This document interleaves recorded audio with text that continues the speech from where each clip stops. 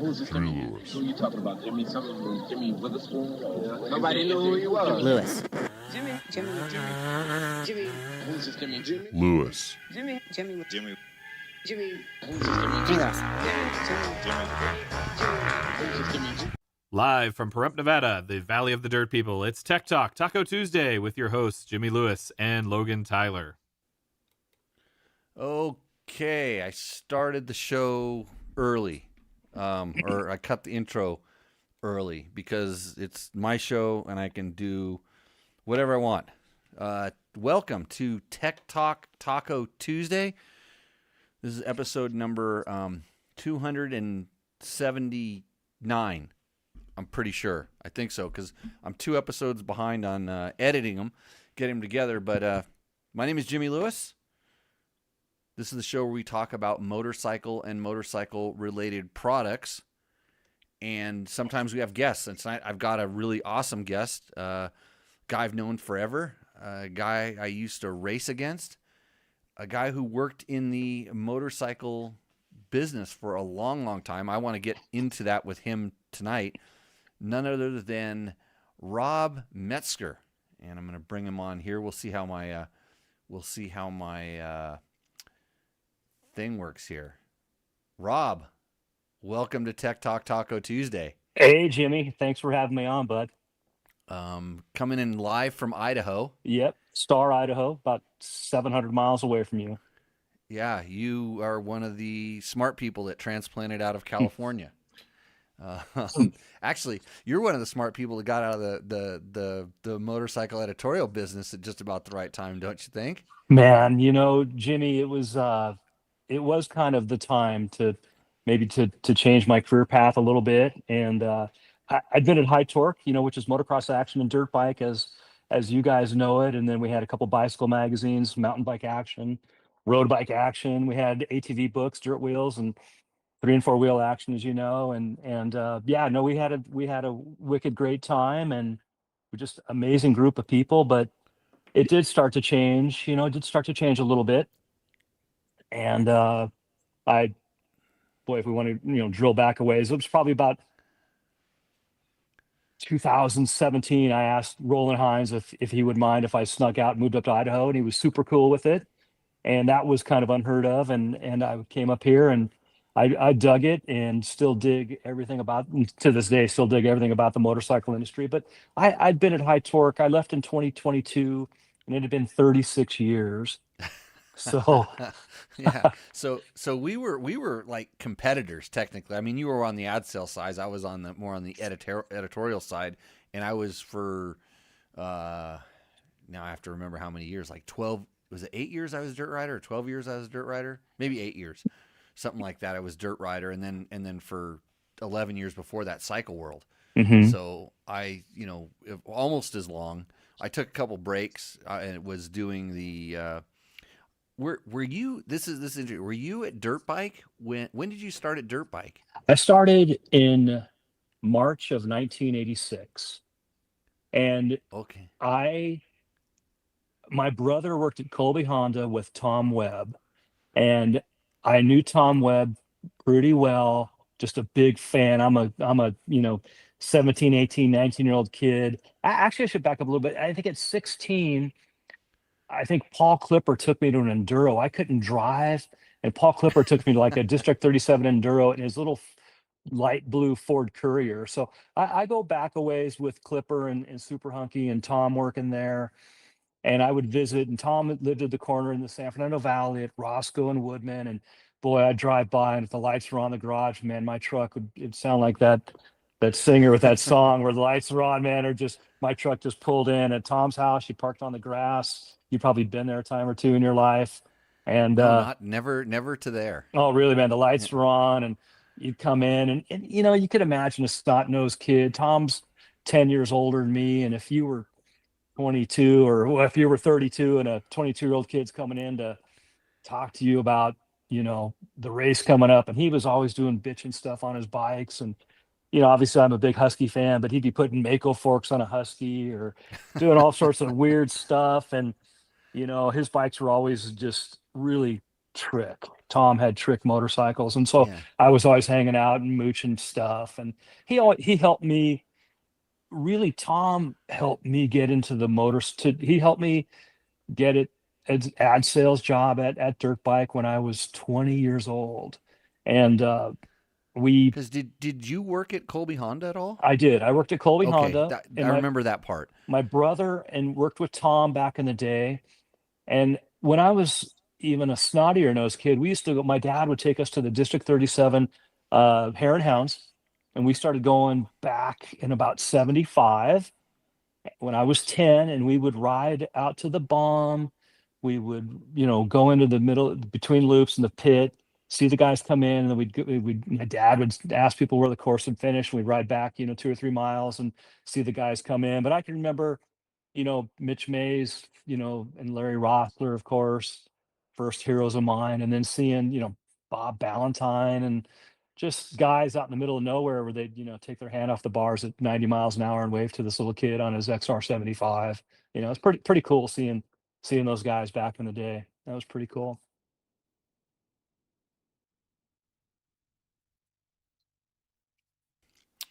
I did an internship at Dirt Bike Magazine, Well, and I think so. You were there, but it was when Tim and Joe were running. It was after Tom left, mhm. and it was Tim and Joe. So, quick, everybody. This is Rob Metzger. If you're just joining in, we've grown up racing together and worked in the motorcycle editorial industry together.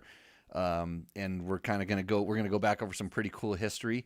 And if you have questions, go ahead and throw them up in the chat, and we'll still answer your tech questions because that's what we do here. I have some reporting to do on the KTM 500 that I pulled apart that is running again now. So kind of to see where our paths collide. I think we were racing. Was I? Yeah, because I'd won some enduro plates by then. So we had started racing district enduros together, and so we were aware of each other. Our fathers were both firemen, so Yep. they sort of knew each other. There's kind of the firemen that all knew each other, and then because you were at the magazine, I for sure knew who you were. But I got my kind of start. I was a photo model. I probably pissed you guys off because I was always wearing gear and I was getting paid. Good. and I'd show up. I would show up with like Malcolm Smith, 3 different colors, High Point, 2 different colors, my Biaffi helmets and all this stuff. And you guys it was like, you guys are always trying to get the editors to, hey, put this Yoko on them. Right. Whatever. Well, you Whatever were, it was. you were very recognizable. I think with the helmet. The helmet kind of set it off. I mean, a few guys wore MSR. Or Ron was a big MSR guy, Ron Lawson, and it seemed like you would wear that quite a bit. But even now, people will pop up with these photos, and if that helmet, the Biaffi helmet or whatever the helmet you wore, was pretty recognizable to you, but you did kind of look a little bit like Shane Trittler on the bike, from time to time, skinny. But Yeah. Well, yeah, I was skinny back then. how But many yeah, how it many was. years did you test ride for a dirt bike? I started when it was Fran, Tom, Really? and Mike Webb were the editors, and Lance Johnson. You remember Lance Oh and yeah. Brand Johnson? Oh yeah. So Lance Johnson was like getting into the magazine. He was getting his picture taken. That was back when Jimmy Hawley and Kenny Zart were the main guys at Dirt Bike. And I was just racing my little KX80 I was racing my KX80 at Indian Dunes. So I knew who all these guys were. I was going to the magazine rack every day looking for the magazines to see who these guys were. I knew Lance was getting a chance to be in the magazine. He was a pro at the time, and he was riding at my practice track that I had in my backyard. And so I was like, "Hey, bring the magazine guys. Let's do a magazine test." And then he'd show up with like a magazine bike that they'd let him borrow for a little while. I'm like, oh.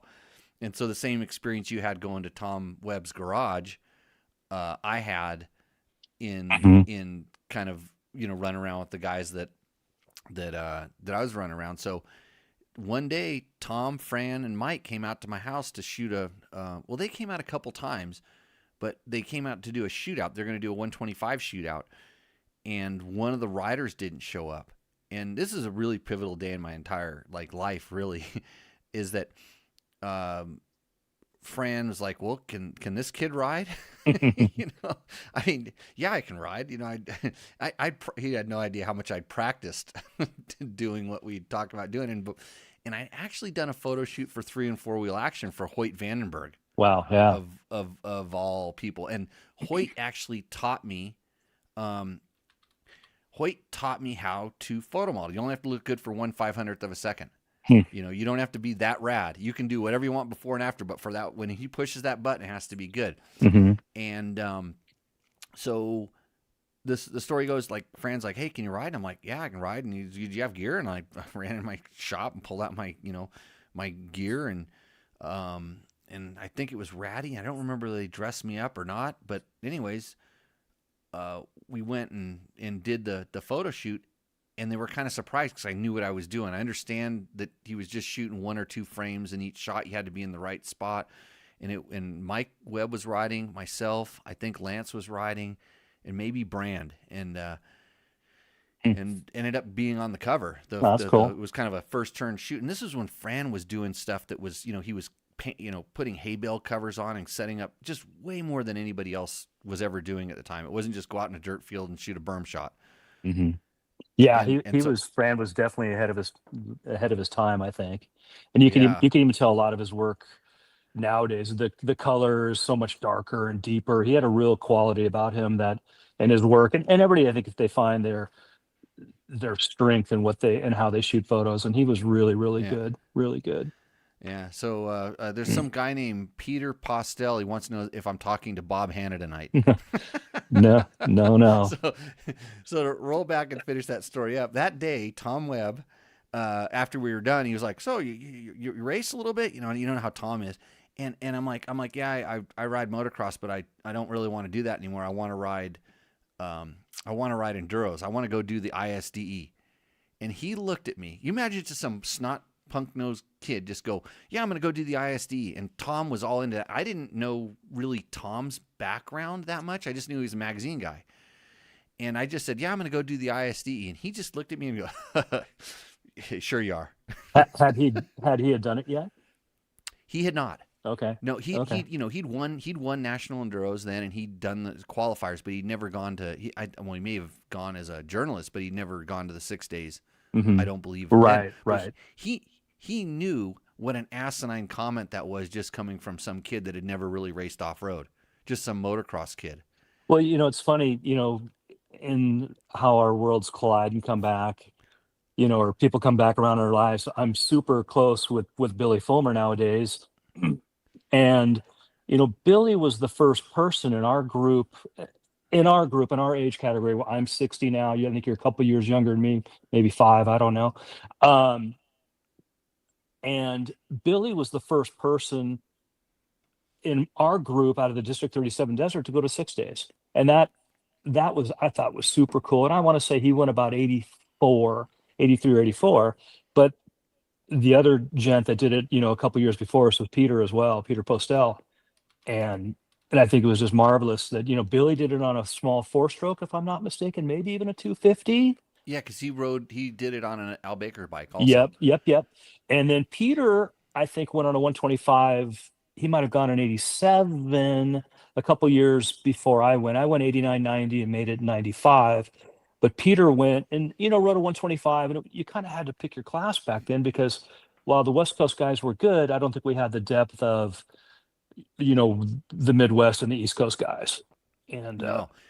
But anyways, I work with Billy a bunch, or Billy and I converse weekly, trying to help Dalton Shirey get to the top step on National Hare and Hounds. Right. So yeah, it was an interesting time because I think I actually read something in Cycling. I read about the ISD and I said, trail riding for 6 days and you get to race a motocross at the end. I'm all about it because I kind of quit racing motocross. I was kind of a professional intermediate that just never graduated.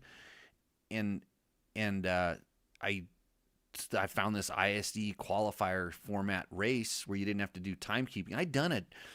What really screwed me up is I went with my buddy Jason Ingersoll out to a family enduro, like a CRC enduro. Mm-hmm. And I didn't have to pay a gate fee. I took my XR 200. I got to ride all day long. It was like I burnt every check in that race. I thought I won it. I finished Right. like on the third page of the results, but I had a great time. And I came back and I just had a really bad experience going to a CMC Golden State race where I think we did like 3-lap motos and we were there all day long, and I got bad starts, and it was just horrible. And I told my dad, I said, I don't want to do this anymore. And he's like, well, Yeah. what are you going to do? And I'm like, I want to ride enduros. And he knew from some of his fireman friends, like, you can't make a living doing that. And I mean, not that I was ever going to make, maybe there was some small chance that I could have done it racing Mm-hmm. motocross. Mm-hmm. And it was just that kind of, but you're just a punk kid that just says, I'm going to go, tell me I can't do something. That's probably that's why I'm doing a podcast right now, Rob, is because somebody said I couldn't. Right. Well, it's So, kind of, hey, yeah. also, I'm just going to help you here. Roger Hurd is in the chat. Uh-huh. Remember Roger? Right on. His says one of his regrets is not going to 6 days. His dad went 3 times. And it's a hot topic for me. The whole 6-day thing. I'm a huge proponent of it. My son right now, Mitchell, super solid rider, really has the quality and the skills, but to get close, but yet he doesn't quite have the desire to go beat down the events for 2 or 3 years to make it on the team. And it took me 3 years. I don't know how many years it took you. 2. You might have been smarter riding the 125, and your size Well, was. I was gonna go, and I blew my bike up on the first day of Idaho 4-day qualifier. And if you Mhm. didn't finish the first day, you couldn't go. I was running with Aaron Huff, and I mean really close at the time. Yeah. And he was on the junior or the trophy team at the time, and I'm like, I should have gone, but you blow Mhm. your bike up, you don't get to go. Now that So- Idaho City's about 45 minutes from here. Mitchell rides there every Monday night. They go at 5 and they get back. They ride into dark, but he's ridden like the Yeah. last 5 days in a row, and he rides a ton. He was been training with Clayton Gerstner, who made it this year. He got kind of the last spot, but he also had his disc brake pads fall off on the first day. But he rode the one qualifier. But he's actually made it a bunch of years, but this is the first year he's going, and he's riding. He's a beta supported rider up here. Works at Intex. Super great guy.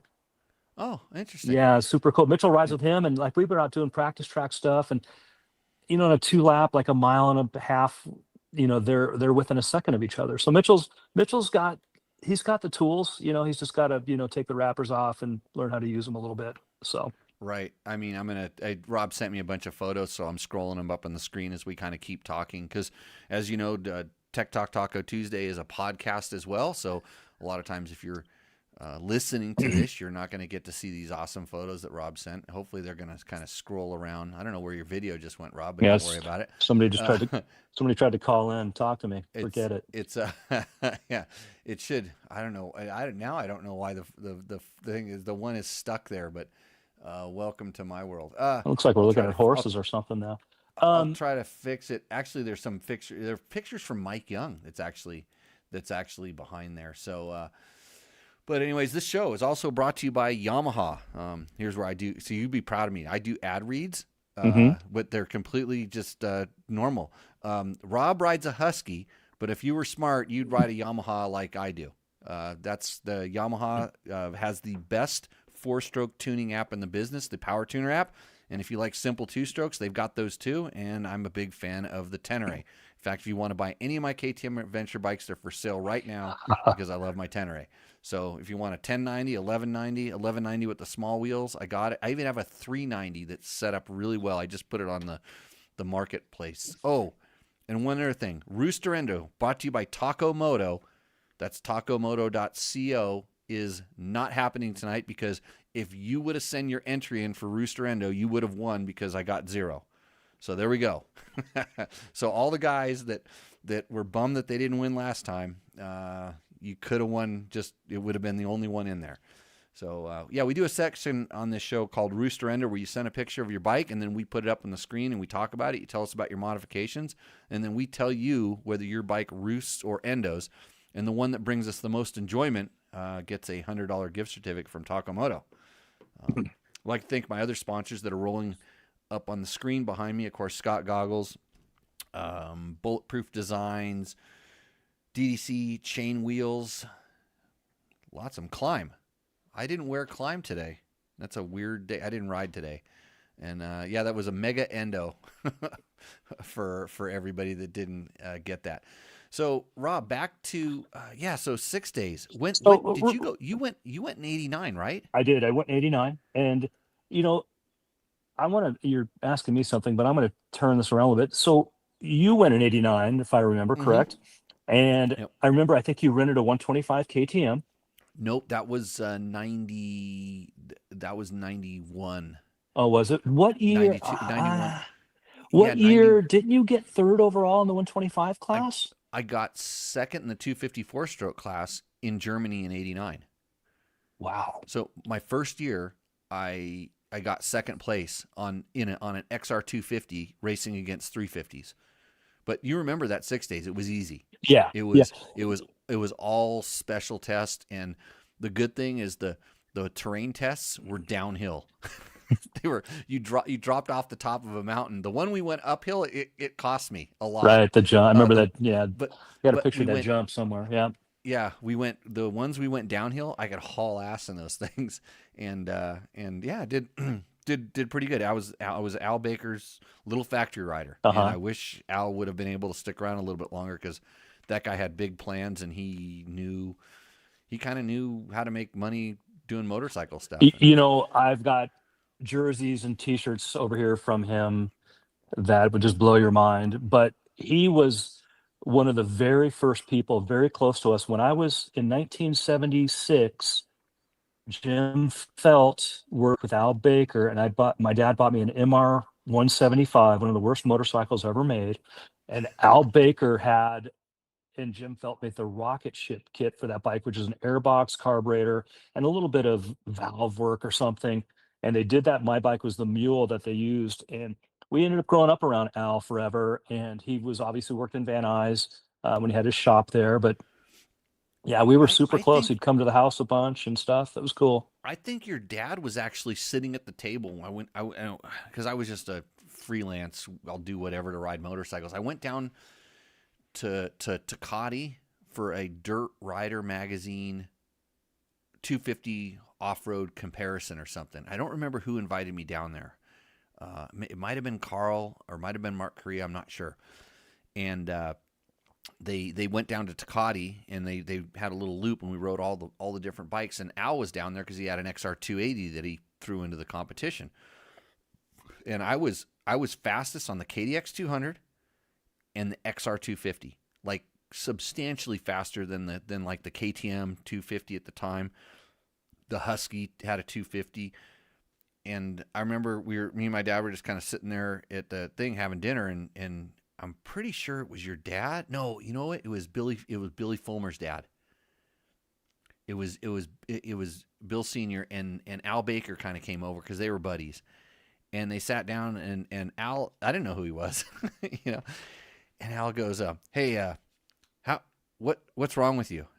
That's the way he started the conversation. And I'm like, what? He goes, "How can you be so fast on that stupid little 4-stroke and that play bike?"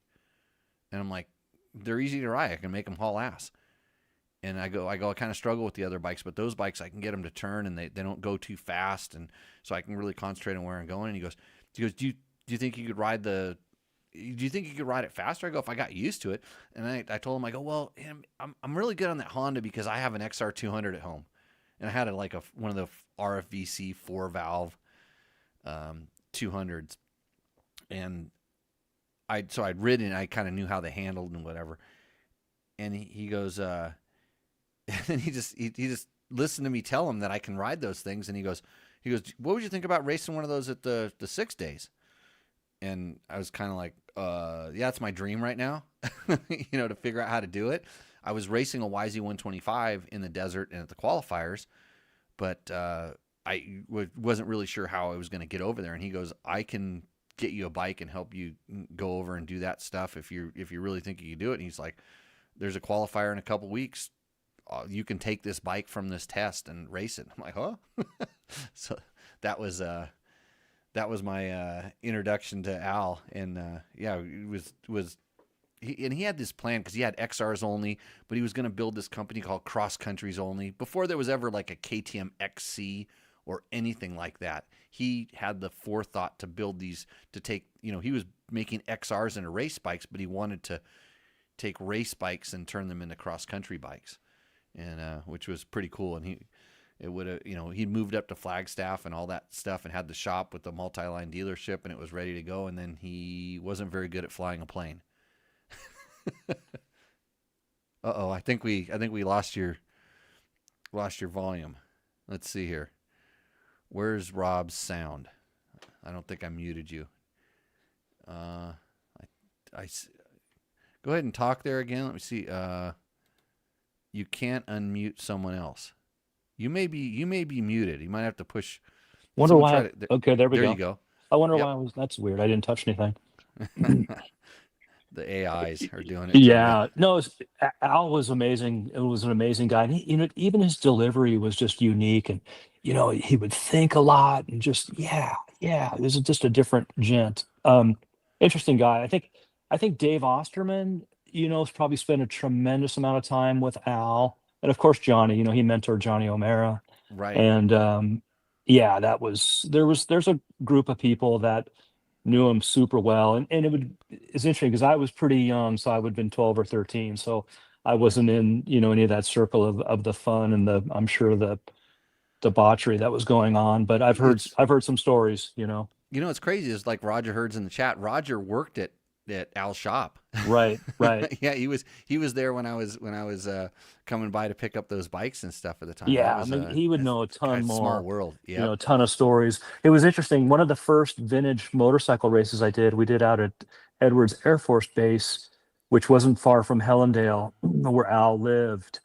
And there was a guy that brought out some XRs, frames and chassis and rolling things that had Hondas that had monoshocks and that were these weird prototype bikes that had been built. And I know they had to be Al's. Then they were probably stolen or swiped or something, but I should have grabbed them, but it were just some amazing things. But I think it's interesting to, to point out that, even Peter, if he's listening, or Roger, but, Al was kind of the predecessor to Bruce Ogilvy.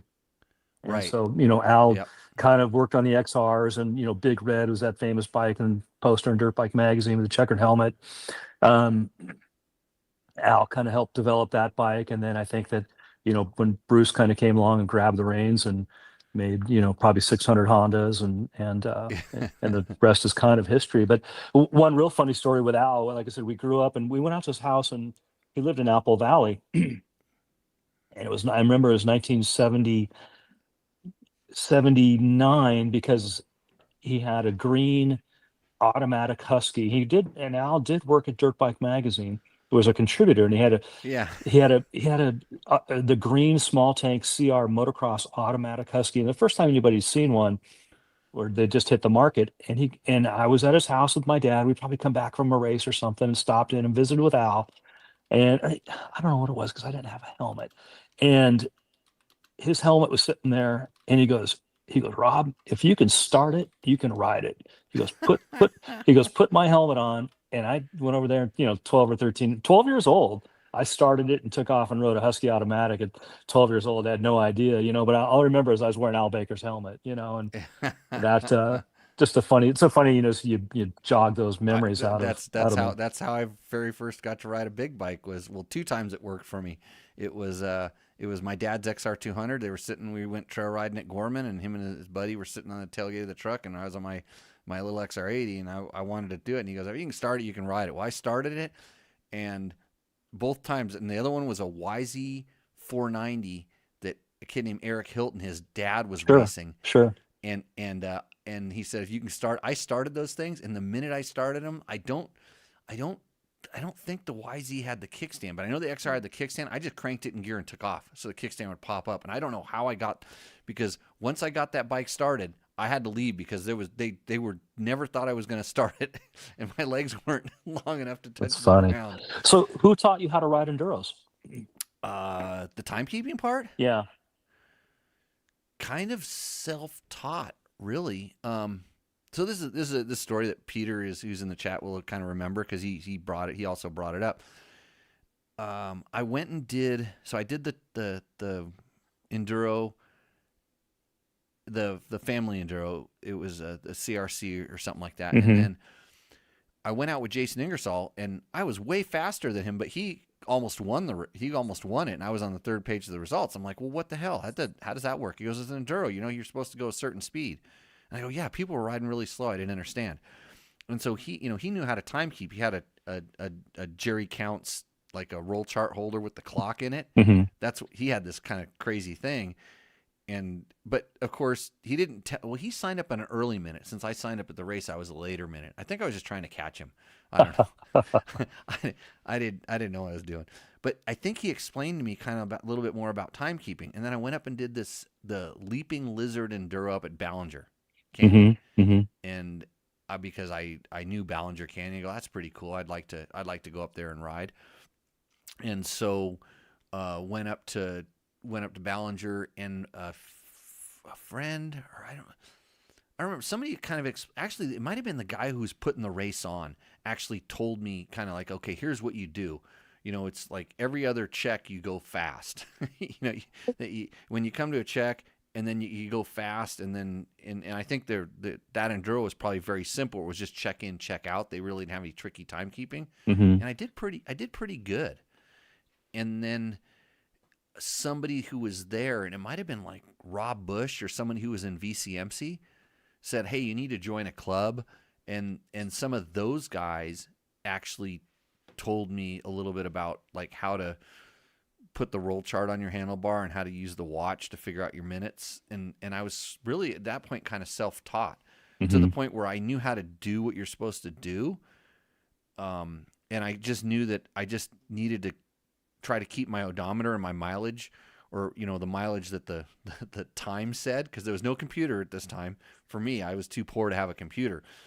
And then I went to the Prospector Enduro at Tokiwa's, and I know that you were there, and so was Peter, and so was Grant, and and the reason I went to that one is because they had a 6-day special test at the start. They had like a little grass track right around Tokiwa's that they kind of laid out and everything, and it was the fastest time wins this. It was like so they set it up, but since it was an enduro, it was inside of enduro. There was actually a 36 mile an hour speed limit around this thing, but so you would come late to the first check. I burnt it. Wow. Yeah, I burnt it, and then, but through the course of the whole event, I made the time back up, because I rode down one of the downhills that everybody got off and bulldog down, and managed to zero that. And there was another one that I did. But I remember coming into the finish, and you guys were all standing around. You and Grant, Tom, and Bruce was there, and they're all kind of doing the scorecard comparing, doing the numbers and everything like that. Yeah. And I walked over and handed it to, I don't know, I just walked over. I think I knew who somebody was. I probably knew who Bruce was. I knew who Tom was. And I'm like, hey, how did I do? I kind of remember this. The first thing they see is that I burnt the first check, and then they're like, "You're an idiot." I remember something. And then they start going down, and they go, "Wait, you zeroed that? No way. You zeroed? Holy sh!" They go, "You won," and I'm like, "Huh?" That's cool. That's cool. And then and then Grant's Polanski and the result back to make him win. Yeah, no, and we still Grant and I talked a lot, and I've got to be honest with all the guys I've raced against. That guy, he's a big sweetheart and keeps in touch a lot. And as you know, maybe some people know, some people don't know. I lost the use of my left eye. I'm 2200 of my left eye, so my left eye doesn't work, and so the last 3 or 4 years have been pretty tough. And Grant, he checks in a lot, and I'm riding dirt bikes and I'm playing golf. I'm doing everything I normally did. Just boy, if I did it at a whatever, if I was at a 10 before, I'm at a 6 now. It's just it's pathetic. It's pathetic, but you know what? Yeah. There's a lot of worse things that can happen. But I do recall that my one little claim to fame is that race was one year. It was a national. And I got second overall to Terry Cunningham. It was pretty close. And I think, which is weird, I think he might have been on a 125 too at that event. But I got second to him, and I was a double A. You get the double A status for a couple years. That was kind of cool. Yeah. That was fun. Yeah, I just didn't even, like I said, I didn't really know what I was doing, but I just knew enough to be dangerous. And then luckily, I was around smart people that kind of herded me in the right direction. That Well, gave that's me what I some. was wondering if Peter mentored you, or because Peter was Pete, Peter's super smart about all that stuff. And look now, I mean, fast forward 25 years, and you're teaching people how to read rally books yeah, and race into car. I That's and remarkable. I really do think back to when I was a kid that like somebody saw some potential there and said, hey. And it's amazing how many kids or young guys I get around, and I'll kind of go, hey, and try to help. And if they want it, great. I was lucky because even though I was a kind of little punk, I would listen. And this is what, even like with Ricky Brayback, like I talk to him and he's looking out in outer space and it seems like he's not paying attention. But when he comes back and he's done all the homework, and you know that he put the work in to do it, it was kind of surprising because when he left here, I'm like, that ain't gonna work. The very first time he came and trained here, Mm-hmm. and there's a few guys like that, but everybody learns. This is what I've learned from teaching now for so long: is everybody learns differently, and they have different attention spans. And by God, if you're attracted to motorcycles, you're probably not good at sitting in a chair listening to have somebody tell you what to do. Right. That's not I that's not could it's not agree your there. specialty. And I was that kid in school where I wasted my entire education because all I wanted to do was just get the grade and get out of there. I didn't absorb any of the information. When I was editor of a magazine, I could barely know how to punctuate a freaking sentence. And Uh-huh. I'm in charge of this damn magazine. And I just thinking to myself, you're such a dumbass. You need to learn this stuff. And it was like, nah, I still rather go riding. I'm still this way. This is why this show's so bad, by the Well, way. it's funny because I remember there was a point in time where Tom had left, and there was a small list of people who we were going to hire at Dirt Bike, and you were very much a part of that topic of discussion for me because there wasn't there wasn't anybody that really came to mind that I wanted to slot in there. Not that it was my decision, but I had a lot of had a lot of input and influence Yeah. with as we'd all call him, the chief, and you were on that list. Ron was, we ended up getting Ron from Cycle World.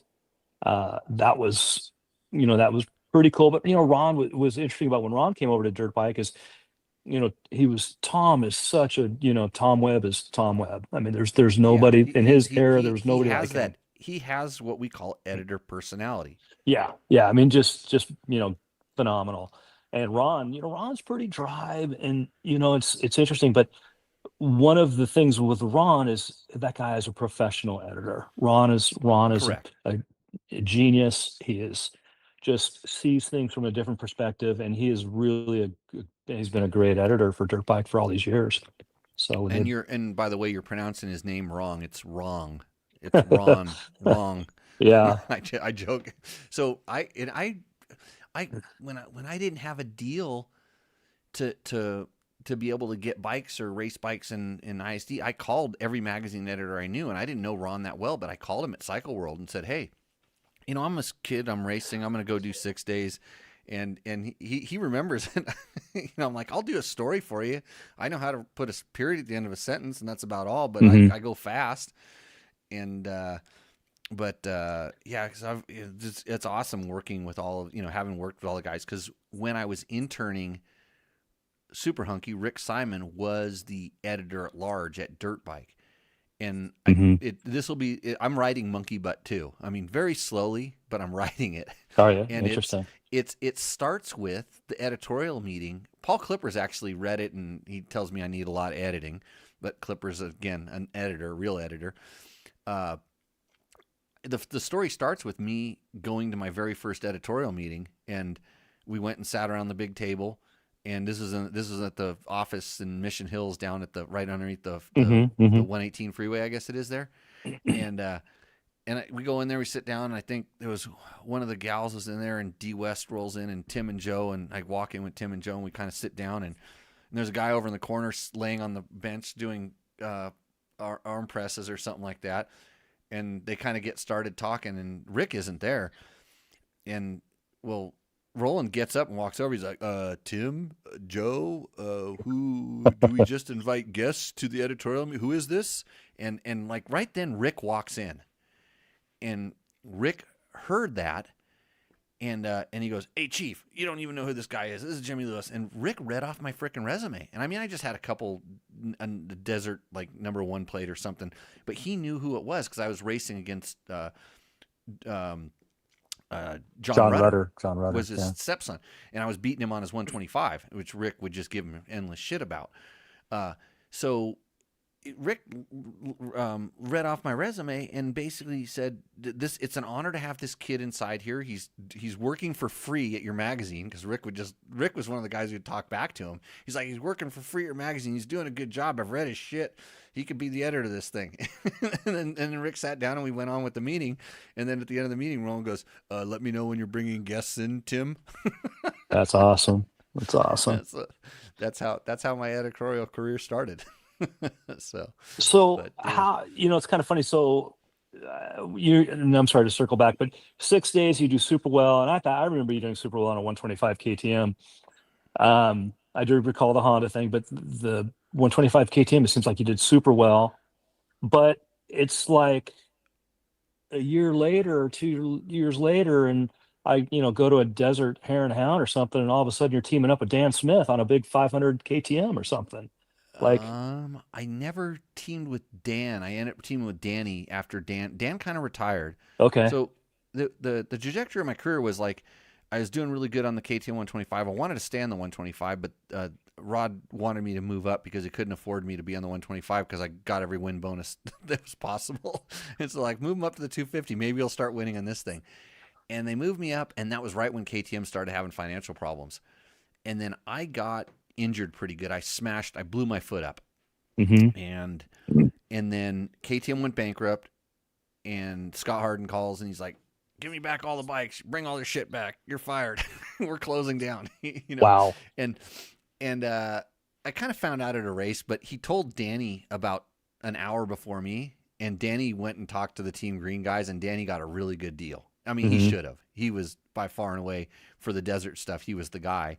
And then when I finally went to, James DeGane and Mark Johnson said, KTM's kind of in there. Like, Jimmy, we have nothing left. It would, they talked to me the year before, but they already had the LR riding the 250. They didn't need another guy. And so that's when I really started looking at, like, I really like riding motorcycles.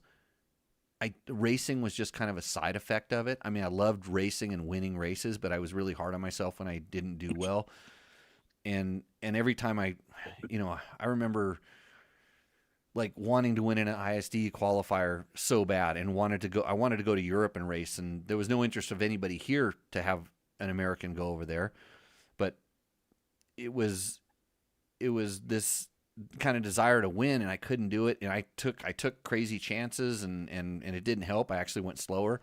And I'm like, I don't want to get hurt. I want to go riding on Monday after this race.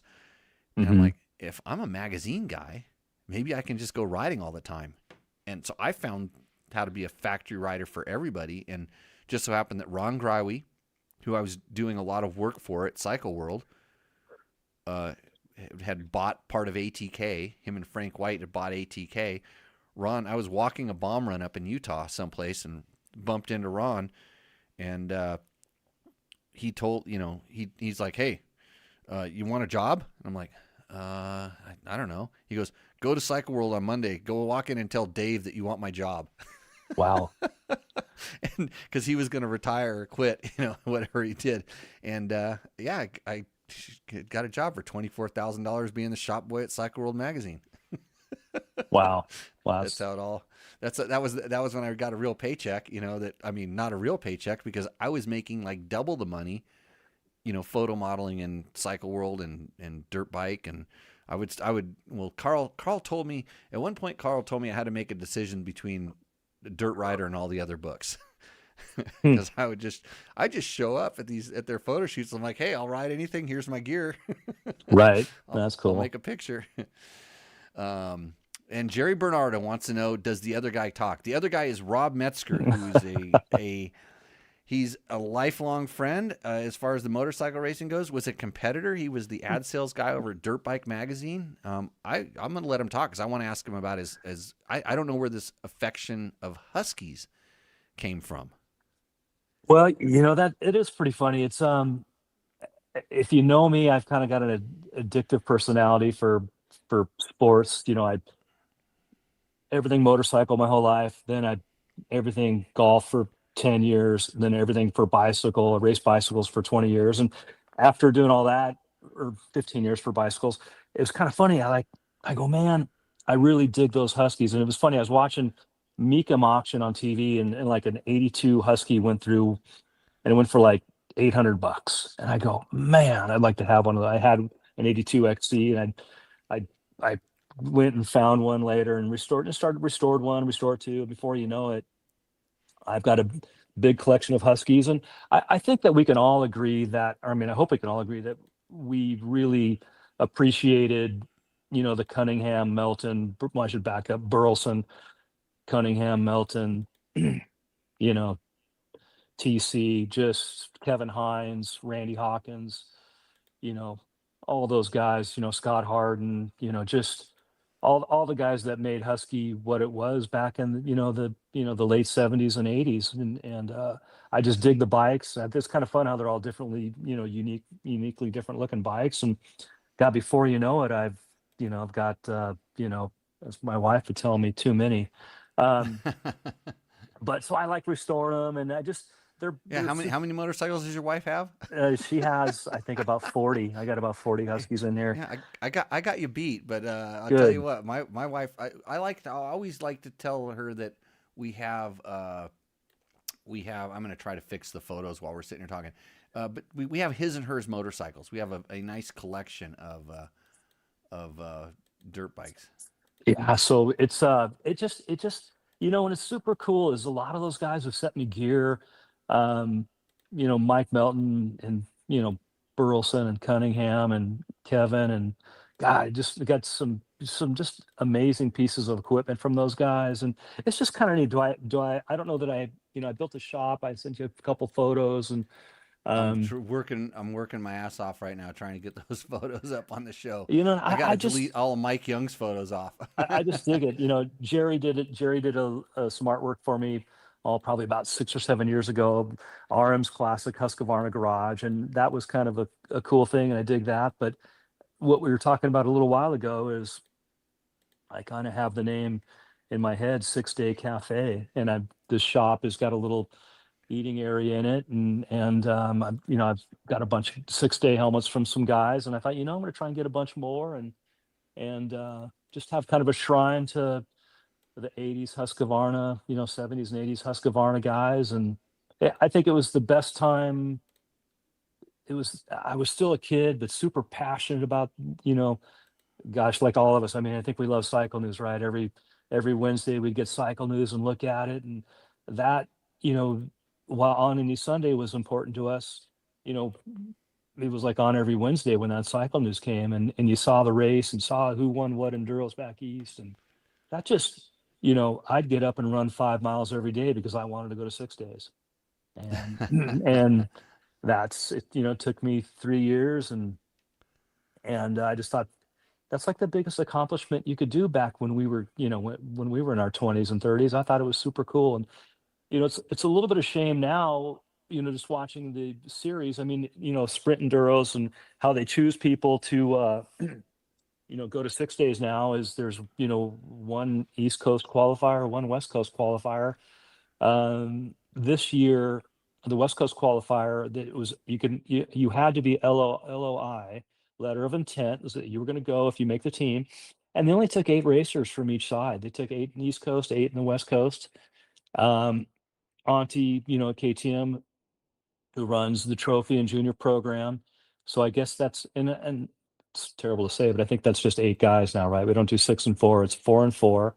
Yep. They dropped the girls team, the ladies team, and then Auntie has There was no girls team this year? no. There's no girls team this year, and then there's and I'll get to that in a sec. And then Auntie has 3 more picks that he can randomly. He's got 3 picks, and not to say that he's the guy, but that's like a Zach Osborne. Hey Zach, you want to go? Or Right. I heard the phone rang in Hesperia for Dustin Davis.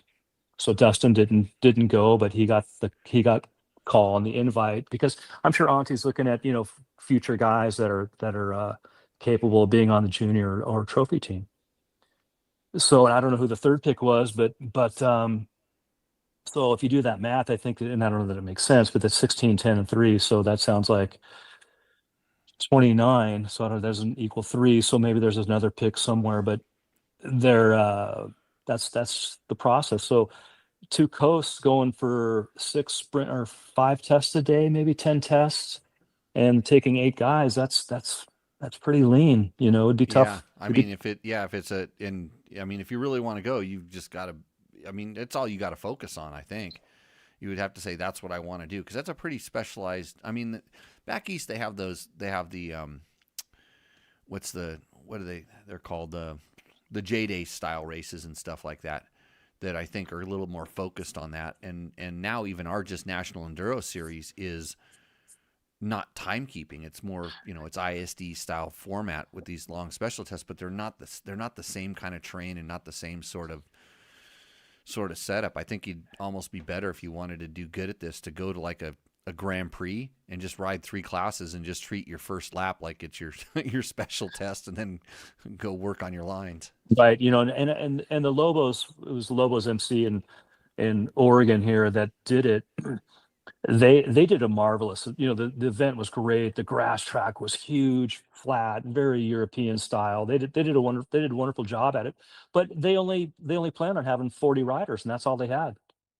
And that's so it wasn't for profit. It was for finding the fastest 8 guys, and the Leighton Smales and Tyler Vore, and the guys that have been going now for a few years. And to back up, maybe another one. And I've reached out to Johnny is, and I'm probably getting in trouble if Auntie hears this, but I reached out to Johnny Campbell and said, hey, I could see Preston being one of those kids, getting the phone call that you don't have to qualify, but we'd like you on the team. But Johnny had mentioned that he's really, he goes, I'll run it by him, and he could, and I just gave Monty's contact just so he'd have it. But he's pretty much focused on Dakar stuff. Yeah. Hmm. Yeah.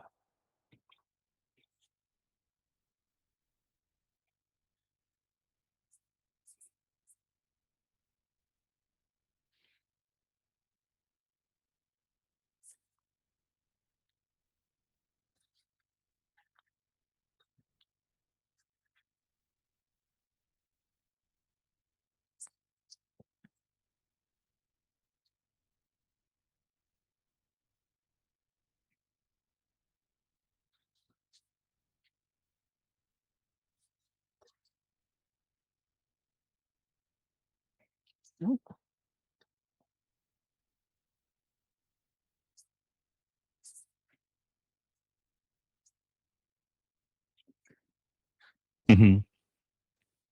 Well, that was Because I forgot to switch. I'm trying to run a show here, Roger. Thank you, though.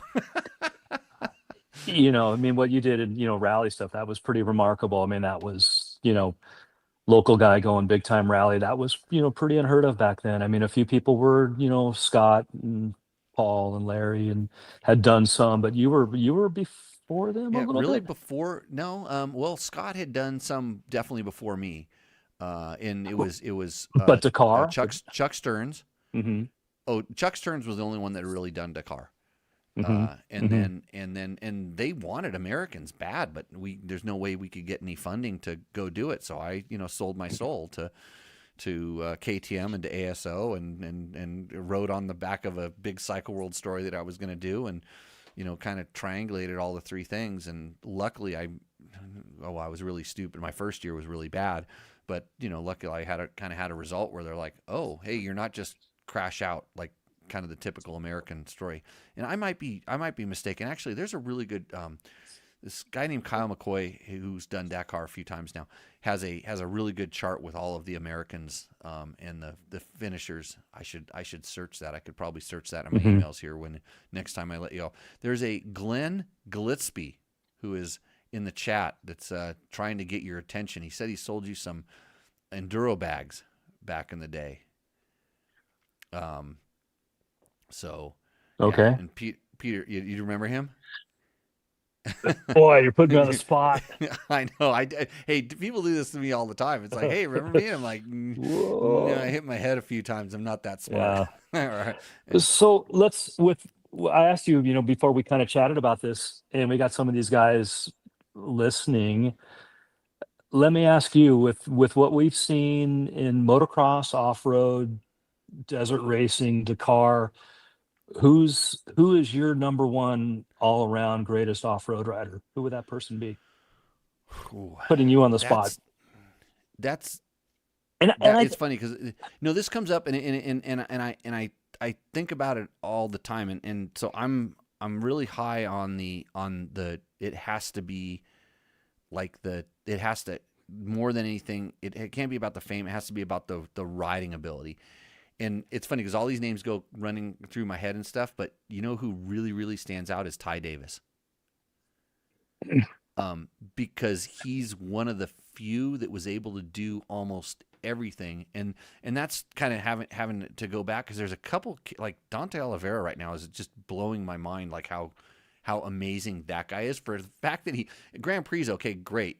But then I've seen him do crazy stuff at motocross, and then now he's doing the Hare and Hounds, and just, yeah, it's like usually you have a couple big bales and stuff, and so he's right now. But there's always Larry Rossler was always amazing.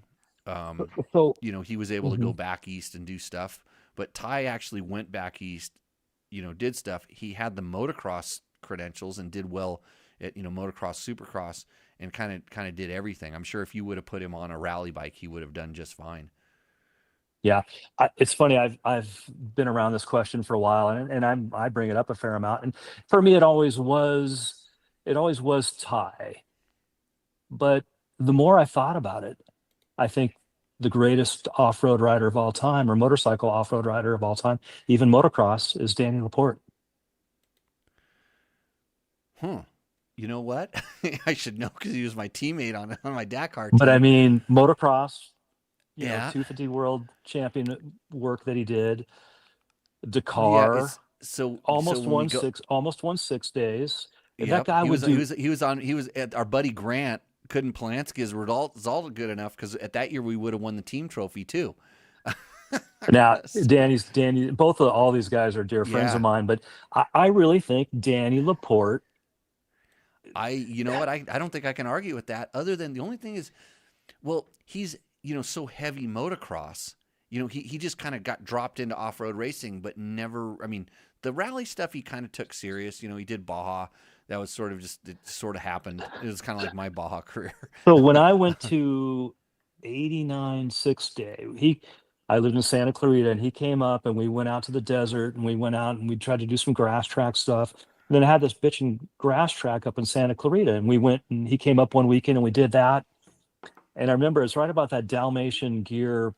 JT was doing that Dalmatian gear, and he had a belt pack. And it was like one of like three. And he goes, hey, I go, oh man, that thing's so cool. He goes, you want it? He goes, I have no use for carrying tools on a motorcycle when I'm riding. He goes, why would I want to carry tools? Because I don't know how to use them if I had to. So, which brings us back to, so then fast forward, a couple months later, we go to Germany for 6 day, and he gets a flat. He wakes up and Saturday morning, and he's got a front flat on his bike. And so you have to ride like 20 miles or whatever. And MJ is going like, got to get him in here. And I think Tom was riding chase for Danny that year. Kind of, yes. Yep. And Tom's like, Danny's like, I don't know what to do. But he goes, you got to change this. And they didn't want to risk him trying to change the flat. So he flat up raced Stefan Peter Hansel with a front flat, wheel to wheel. in the in the final moto. motocross. Yeah, in the Yep. final All right. moto. He got Peter Hansel beat him and he won, but I think, Danny, if somebody knows, he lost by, 10 or 15 seconds for the whole Right. event. But he couldn't change he was concerned he couldn't change a front tire, in the 10-minute in the period. 5-10 minute, yeah, whatever they had. So Yeah. I called up that American Dakar Rally finishers. So Chuck Stern was the first American. He ended up finishing 6th place in 1985. Danny Laporte was the second American finisher in 1992. He finished 2nd place. But I completely disqualified Danny's result. Always have, because he did it under a French passport. And he rode through a country, Chad, that we are forbidden to go into. Not that I've ever been to Libya or anything like that. So if anybody's so listening, take Roger Hurd, he's super close to the Kawasaki guys. yeah, Who does he think? Who would Roger think is the yeah. greatest all-around rider? This is a great topic for you guys to throw up in the chat. Greatest all around rider. Throw it up in the chat. So I was the third guy to go in 1997, and then I went in 1996. I did not finish. And then in 1998, Paul Kraus went and finished. So he was the 4th rider. And then the 5th participant was Johnny Campbell. Just for interest, he went in 2001, my last year, his first and last year. And then in 2004, Larry Rousler was the 6th American. Kraus was there. And then in 2005, Chris Blaze, Scott Harden, and Kellen Welch were the 7th, 8th, and 9th American Dakar finishers. So quite an interesting list. I knew I had that information someplace, and I was able to call it up because thanks, Kyle McCoy, for that information. I'm going to check the chat right now. I know it's in here someplace. See if there's oh, okay, here we go. Grass track equals golf course. Grant Polanski says Dick Burleson is the all-time. Rodney Smith, that's another good one too. Kind of forgot about Rodney. Rodney's our local, buddy up here. He lives about 10 minutes from here, and we ride with him a bunch. And he is amazing. He is really amazing. But I'm talking, and it's not fair, But Rodney didn't do any desert, so I'm just gonna. That's what I mean all around. And this isn't fair to like Michael Lafferty. Lafferty, I was kind of pedaling bicycles that time, and while still watching, I mean, he did, what did he do? He did at least 8 national enduro titles, right? And, yep. And so Grant says, Dick Burleson. Kane Smead says Andrew Short. I like Andrew. I don't think he's on the top of this list. Jack McCormick says LR. San Felipe Bob says Danny Hamill. Well, if you're talking about desert racers, Hamill is definitely right up there on the top, if not the top. We probably didn't see what he was completely capable of, but yeah. Yeah, I mean, Bow. That's out there. Okay, Scott Dennison's claiming Ryan Sipes. Yeah, that's out. viable. It's so funny because it really depends on, I think, where your focus is, because you're surrounding yourself with people that are more in your disciplines and stuff. But I do kind of go wide. Maybe I'm discounting the motocross side of things a little bit, but and I think crazy. that I think to defend the Taylor Roberts. I mean, if he wanted to go do other stuff, he probably had the ability to make that happen as well. And just like you said, a few minutes ago, and spending some time around Dante in the last couple months, that guy, he's amazing. He is. Yeah. What he did at Glen Helen is amazing. 2 weeks ago, with the National Hare and Hounds, he's been just amazing. Well, just from having National Hare and Hound experience and knowing how difficult it's like, you can go and plug your brain and you could win a National Hare and Hound if you have motocross skills, for sure. But you're not going to survive more than 2 or 3 races without yarding it. Yeah, and he's out there just looking calm and collected and doing quite well. So and so I don't know who's I'm sure there's smarter people than us listening here, but I think Taylor's won. I don't know when the last time he's been beaten. It's been 13 or 14 races, going well back into last year. So somebody would know, and but it's been a while. Yeah, pretty cool for him. Says Magoo. Peter Postel says Malcolm. I like Malcolm is legendary based on his just the On Any Sunday and just his personality and starting the gear company and stuff. But I think we're focusing more on just riding, and that's where, like an ISD overall win is pretty huge, and so Ryan Sipes is definitely up there. You'd see a little more diversity would be pretty cool, but yeah. That's a good question, Rob. I that's one of those stories. That's a Ron Lawson story. Actually, it was a Tom Webb story, but they would always pick the 10 best off-road riders. I think Tom started. We still do. Yeah, they still do. It's interesting. I talked to Ty, a couple weeks ago, maybe a week ago, and he goes, I think Dante.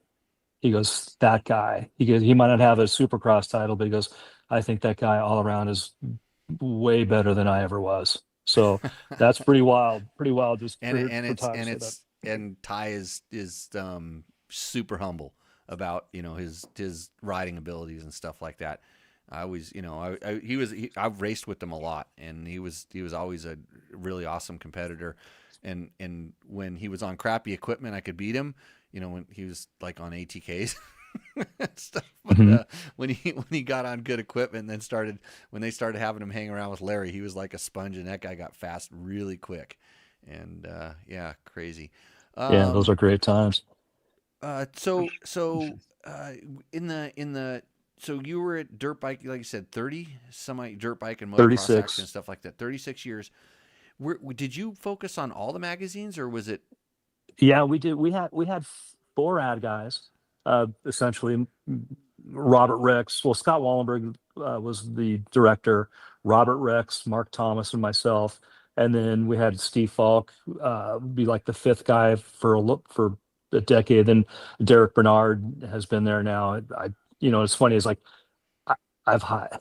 One of the unique things is I've hired like so many people at High Torque, and that is something that I really hold close to my heart. But no, we had a great group of ad guys, and I was brought in. I was just a young punk selling the ads in the back, and that I got my start from Tom Webb.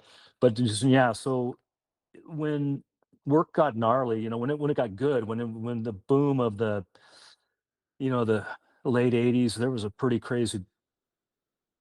Yeah, we did go through 2 or 3 booms, and there were tough times, but all in all, we were just very fortunate to have a good crew, um, good editors. We had a good product. Uh, Nobody could really dictate, some people might not believe that, but nobody could really dictate how any of the editorial would come out. This is where I actually want to go down this road with you, because but interesting, because you guys had like, so the question was, did you so you worked across all the magazines, so you would have your clients and you'd be able to sell all the different books. Yeah, so I'm sorry I didn't answer your question. Probably yes, we did. I sold 6 to 7 magazines per month. Basically, we work in an office 20 days a month. You had 3 days to basically 7 magazines. You do about 3 days to work on a product on a magazine, have a deadline where you have the ad sales that had to be sold, ad material collection, magazine going to print, making sure the materials are there. We did that, 7 magazines for 36 years. It was gnarly. Now the blessing is you could sell, you could sell the schedule for the year. We were fortunate to get, to make that happen a fair amount of the time. But like anything, whenever anybody has things going well, you will have competition. You'll have people that want you to have competition. Nobody wants a stronghold or Dirt Rider did a wonderful job. Racer X has done a wonderful job. People, they never want to see anybody to get too confident in their product. And so we were always, it was gnarly. It was very, very interesting times. It was so good. To do it into the digital era was that was for me really interesting, because so much stuff changes. It's funny because now with all this AI stuff going on, I think it's kind of the same sort of, there's going to be a big kind of disruption in how everything works and how media works and stuff. But It was so as when I was at Cycle World was pretty church and state with advertising versus editorial. Like there was no real advertising influence on anything, especially with the dirt stuff, because the dirt was so small there. I could do whatever I want with anything I wanted, and there was never any sort of pressure whatsoever. And I was just kind of, because I felt like I should wear different gear every time and spread it out, and it didn't matter. But when I went over to Dirt Rider, then all of a sudden it's like, oh wait, this is a whole different ball game. And but in that time I was editor in chief. I was in charge of this stupid thing, and Sean Finley who was the publisher at the time, hired me, and he was like, because I told him, I said, I kind of really enjoy this sort of church and state kind of hands-off thing, but I have this work ethic. It's like, you help me, I help you. So I'm not going to go find gear companies that aren't advertising and put them on the cover and make them with the test riders and things like this. And same thing with if you weren't like, let's just say for instance, if Pro Circuit wasn't advertising, I'm not going to go to Pro Circuit for every single pipe that and then you hear about all the connections between. And we all have friends and buddies in the industry, whether it's me as the editor or you as the ad guy or however it works. And if you think if you thought it was bad back then, and if it was bad or not, like now with the Instafluencers and the whatever it is, and just like, oh, give me this and I'll say it's great kind of stuff. It's hard to find good, honest reviews. And the good thing is that the nature of everything is that the products and things have all gotten, for the most part, better and better and better. It's really hard to market your way into a thing that doesn't work. But back then I was really, it was like if we don't tell the truth about this stuff and we don't really test it. And I mean, when guys would bring me stuff, my other editors and stuff would bring me stuff, and I'm going, are you sure about this? I would ask questions. And if they can't answer the question, it's not tested. It's not, because if I'm asking this question, somebody one of our readers is going to want to know this question. Mm-hmm. And so we wanted to make Dirt Rider the product testing magazine. And I didn't really care what Motocross Action did, because Jody was so good at doing what he does. And Jody is really good at the entertainment thing. He would know which was the best motocross bike. He would know which one we were going to pick, and he would pick another one. and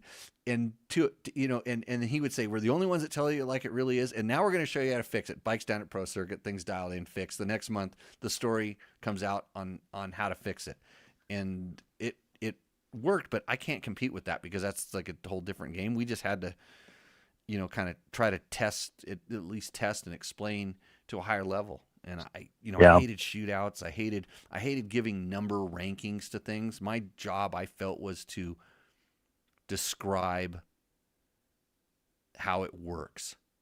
Would be let somebody taste the flavor, even though they don't get to taste it, so that they at least know what they're getting into, and then they'll be able to decide whether it's good or bad. It's not for me to tell you that the Husabergs are the best bikes in the world, and that you should love Husabergs, because I like Husabergs, and that way they're the best thing ever. Because this show, by the way, is brought to you by Yamaha, and you can't buy a Husaberg anymore, so that means you should buy a Yamaha. And the good thing is they're both blue, so they're hard to tell apart, because they both make a lot of horsepower. So, anyways, back on. What's interesting is you touched upon about 6 things to talk about there, and I'm not sure which one I'll tackle, but I think I'd like to start with, if advertisers and what we say about advertisers, and obviously this conversation has been going on since the day I walked into High Torque, and the day in '86, and the day I left in 2022. We would always tell it like it was, even to a fault, and we would lose business, and there's times when we lost hundreds of thousands of dollars for the things that we said. Oh yeah. But and that, was very, but to this day, I guarantee Ron Lawson and Josh Mosman or even Daryl Eklund at MXA, they ride those bikes, they give their honest opinion, and there's no brand is pressing us for certain content. It's out there. We do hear it's out there. I do hear it's out Yeah. there to this day. But that never has gone into an outcome of a high torque test in motocross action or dirt biker for for the other brands, for the other Yeah. I titles as well. like I said, I don't think, like I said, Jody had a method and a plan, and he like I said, it's not to say that he didn't sometimes pick the best bike, but it was the best bike for them, for what they wanted to do and the way they wanted to tell their stories and explain things. They had a following, and like even when Trans World started coming up, when Don did that, and even when Tom was doing stuff at Dirt Rider, there was times that I'm kind of like looking at it, and it's like I always said, I could throw a shootout just by picking the right test riders. Like, I know who's going to like a certain bike in a certain way, but that's my customer is not the advertiser. Although sometimes a publisher would like to tell you that, because that's where the money really came from. The customer is your audience, and it's like, Absolutely. I need to be able to go tell those guys, and Ron, like I said, Ron, and even when Tom was part of it and stuff like that, they were they've been doing it for a long time, and with Tilly and all these other guys, the grind at dirt bike is gnarly. And Yeah, I had a bunch. Yeah, well, I mean, Yeah, we've gone toe to toe. I'm not going to say never got close to blows, but we've had some heated arguments, um, over the years about what, how we would, Jody would like to have the editorial have some teeth, just yeah. even, Well, I do like what Mosman is doing. I mean, I actually like, I've talked to him a bunch of times about stuff, and you can still see where it's still Jody's mag, and he's the Mhm. heir apparent for sure, and he does a good job. And it's like I said, it's different, but he'll, if he learns half the stuff that Jody does, that magazine will continue to do. Motocross Action will stay as a brand. Yeah. I cannot believe that, like, what happened to Dirt Rider, world's Mhm. largest off-road magazine, and now what is it?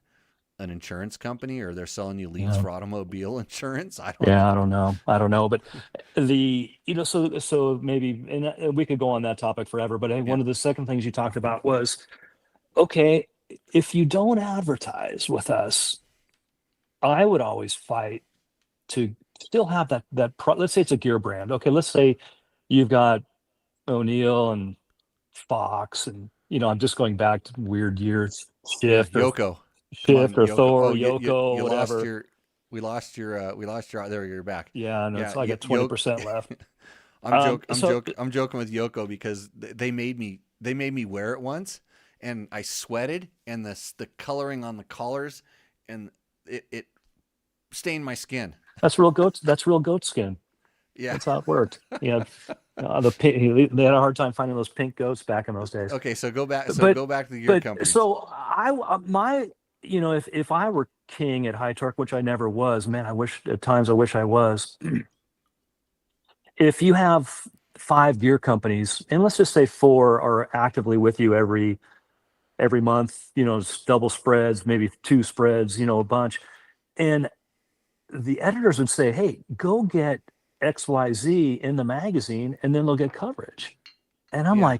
I'm like, I come from, well, why don't we give them some coverage, and they can see how powerful it is, and then they will be in the magazine. And so that would be the battle of that, let's Yeah, just say you're that would be the that's battle that we would, because you go to let's just say you go to right now, Michael, let's take Michael Lead. Okay, yeah, he has Canvas, right? Canvas, and Yep. now he's launching No Fear. He bought the No Fear Oh, brand. relaunching. Yeah, relaunching No Fear.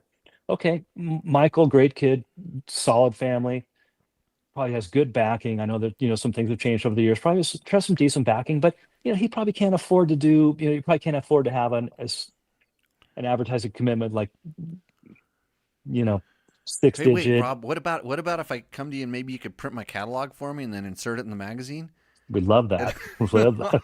I But know. yeah, No, so these are the things I would hear about. And it was like we lost. We'd lose like Thor.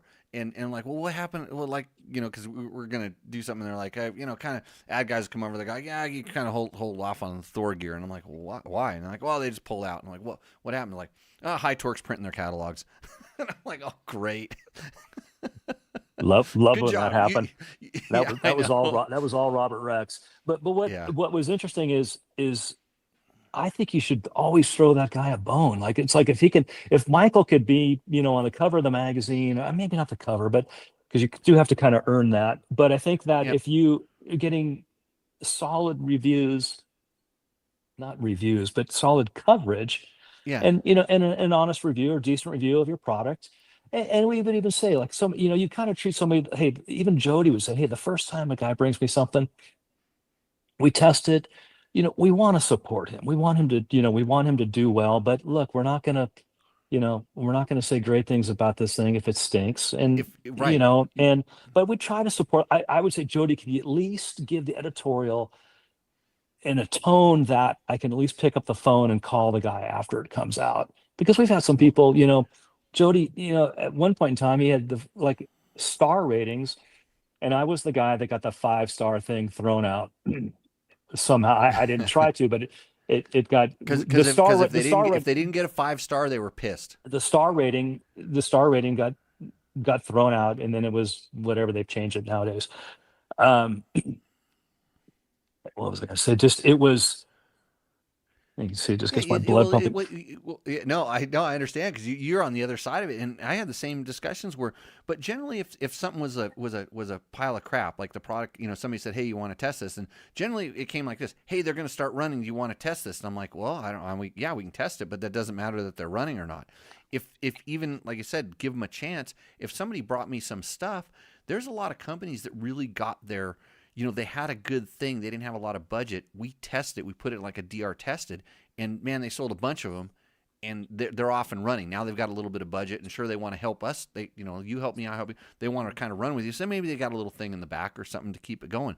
But generally, if somebody sent me something that was like a turd, and we test it. It's like I don't run to my keyboard. I think there's another. It was usually called Transworld. I think Maeda guy. I don't remember which guy it was, but they had the sacrificial lamb every month, and you could never find the thing that got the. I don't know if they had. I don't know what their rating system was because I hated ours.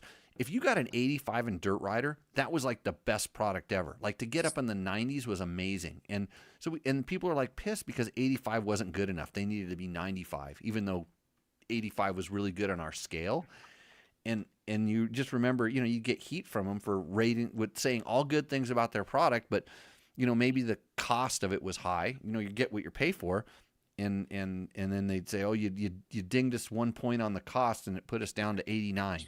Right. Well, I think what I was going to go back at is we at High Torque, when we would have these battles, we would have an editorial meeting, and sometimes it would be pretty gnarly, and we'd have to go to Roland. And for 36 years when I was there, Roland really supported the ad guy, and he would say to the editors, you guys got to do this. So you got to watch, you got to watch the star ratings. And the one funny story was Frank O'Neill, dear friend of mine, he got like a 3 out of 5 star rating. I go, Frank, that's not that bad. 3 stars. It's like a new chest protector. I know the mold he told me was like $144,000 for the mold. You're going to love this chest protector. Jody gets it, gives it a 3-star rating. I go, and it's that not. can stop a product in its tracks. That's what he said. I go, yeah, that's not that bad. I go, it's 3 out of 5. He goes, hey, dumb shit. He goes, let's times both those by 2. I go, okay, 6 out of 10. He goes, 6 out of 10 in school, that's a D. You just got your grade is a D. I'm like, I didn't really want to see it. Like I got 3 out of 5. You're like, you're kind of pushing 2/3 approval, and yeah. So I go into Roll and tell them like, hey, we can't do these star ratings. These are, really costing. They're going to cost us a lot of money at the end of the year, blah, blah, blah. And so then Jody goes, okay, forget it, I won't do it. So he gives him some sort of term, and like a 1 star, the lowest one is now dumpster food. So we have a guy, we have a guy that sends like a shock spanner or something that was like a punch. I mean, nowadays I got an 8 millimeter bolt that sets your sag, but Yeah. it was like some wild, you know, spanner wrench with a ratchet on it or something. And Jody tried it out at the track, and the thing didn't work. And he goes, "This thing gets our lowest rating, dumpster food." And so Jody would do that just to get back at the ad guys. I think Robert handled that account, and then it was like that guy would never, he didn't call us. He was out of business in a month, whatever. But No, you know, you kind of have to understand that the power that the the magazine used to wield back in the day, and the when you are rating these things. And so typically my method was mostly when something was a kind of like it didn't work, it just plain didn't work or wasn't that good, I would call the company back up and say, hey, I got this thing, I did this, I read the instructions, or I did this, I put this on, and this is what I experienced. Am I out to lunch here? mhm. And sometimes they tell me, oh, well, you're not supposed to do it like that, or that's not the intended purpose. And I realize I didn't test it properly, kind of thing. And I'd say, okay, I try to understand where it is. But there was always a few that would just tell me I'm an idiot and I don't know what I'm doing. And I'm like, well, I don't really want to run to my keyboard to sacrificial lamb this thing, and whatever it is, but it's sometimes it's better just not talk about it, and Yeah, then you wonder why most of the product reviews are good. You probably don't see the really bad ones because they're just going to make bad blood everywhere. yeah. And so And the other one you touched upon was, of course, Jody and Pro Circuit. And I've thought about that one for 35 years, and even to this day, I've been blessed. In the last couple of months, Mitch has called me 2 or 3 times about yeah, things, and we've had the most beautiful conversations. Um, and I honestly, I think Jody had a soft spot for Mitch when Mitch got hurt, and I think Jody living, a couple miles from Mitch. hey, Um, he was a huge asset for both of them, for each other. yeah. They because of the testing and motocross action, it really helped Mitch's company grow and succeed, and Mitch's knowledge and the knowledge he shared with Jody to help him be able to test bikes better. Mhm. It was a symbiotic relationship that worked out really, really Yeah, good. I And think real quick. I think if FMF happened to be in Corona or Norco, Mitch, I think, lives closer to Jody than the shop, and I think if that was FMF, I think the tables have been turned. I think it was just it truly is, um, just a yeah, relationship, a solid relationship, and it was kind of funny because back, and I'm sorry if I'm cutting you off, but back in no, the late 80s and stuff, it was a real problem at High Torque, because FMF didn't feel like they were getting treated fairly, and they would run with High Torque, almost regrettably, I think. And I think in the last 20 years, that's been different. And High Torque does phenomenal work with FMF, and yeah. FMF's done so Well, much FMF different. was always really big with Tom, and well, Tom worked there for a while, but I had the same relationship with FMF, and Mitch always thought I didn't like Pro Circuit, but I had a really good working relationship with Bones. In fact, he was one of Hmm. the suspension tuners that I could just go to, kind of explain a little bit to him. Sometimes I didn't even have to explain it to him. I just say, "Hey, Bones, can you do this suspension on this bike?" And it would come back and be amazing. But and I talk to Mitch every once in a while now, and I think he always thought like somehow I was an FMF guy. And in this pipe world, you get branded. You're on you're one or Yeah. the other kind of a thing. And but yeah, there was always that assumption in with the Pro Circuit / motocross action thing. But it's just like I said this earlier in this podcast. We all have friends. You all have your buddies, your bros with, and you kind of gravitate that, whether it's the kind of the gear you wear, the helmet you wear, the boots. It's who your buddies are, and you can kind of if you pay attention to it, you can peel into it. But I don't think most people care, or even Yeah. I think a lot or of industry, didn't. I think a lot of industry people cared, and there were Well, great companies, throughout the Midwest, the Dynoport pipes, or Pro Action, or there are people that have always felt, I think, felt like they didn't get maybe their fair share or fair shake of support or content. Yeah. And and sometimes I think I can see some of that point. I mean, you look at Factory Connection. I think they moved out west, and I think it changed things significantly for those guys. So I think that. Also think about the company. What's Decal Works with Ron joined? Yep, dear Yeah, friend. that was like that company. I remember, what was their gear? They had didn't they have, where they had SoCal Yep, gear SoCal. Yeah. and some things, but they Mhm. just kept trudging on and trudging on, and now they're still doing well. And They're doing phenomenal, and it's yeah, it's a shame. They don't do print anymore. They've dropped that from MXA and Dirt Bike about. I still had them when I was there. I think they snuck out in 23, and same thing with Racer X. But they're doing everything digital, and just hammering people on social media, and it's really working for them. And to me, it's just a drag that when I hear that they're not doing stuff in print. And there was another one, this Wallenberg, living here in Idaho, I see him a ton, and so and so just said no print. They're gonna do the same amount of money with us, but no print. And as I sit here in my shop, and I've got every magazine in front of me, I still think magazines have their place. And I think the gentlemen that are listening, if it's a Roger or Peter or Grant or whoever, I still think you're a they dinosaur. you might be a dinosaur, but I still think you appreciate the content. I mean, it's like, Yeah. how do you learn? How do you learn how to set up a bike? How do you learn what we look at? When was the last time you saw your kid hold a magazine up? I know, I know, I know. They'll hold a phone up just like we hold for the magazine, and now their stuff is just they don't have to wait a week or a month for it. It's getting ramrodded down their throat where there's No, no I get attention it. I span, get it. and to figure out how to, I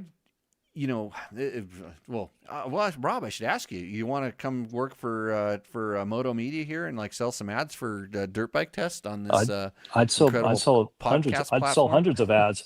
But I think that I'll say nice things about anything. to go back, I think it's in the media world. I would hope, and even Wallenberg says magazines are making a comeback.